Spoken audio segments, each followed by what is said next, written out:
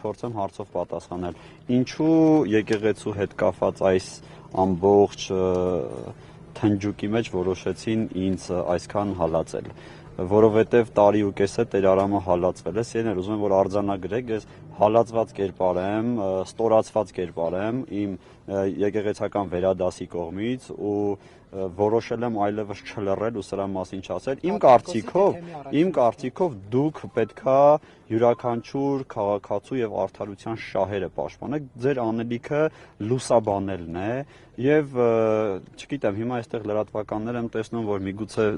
ներողություն եմ խնդրում ասածիս համար, ֆինանսավորվում եք ինչ-որ X մարդուց կամ կազմակերպությունից, բայց ասма Պլատոնն իմ ընկերն է, բայց ճշմարտությունն ավելի թանկ է։ Եկեք մենք փորձենք մեզ համար կարևորել ճշմարտությունը, կարող եք ինձ չհարգել, կարող եք ինձ չճանաչել, բայց վերջապես ես բարձրաձայնում եմ, ասում ժողովուրդ, խնդիր կա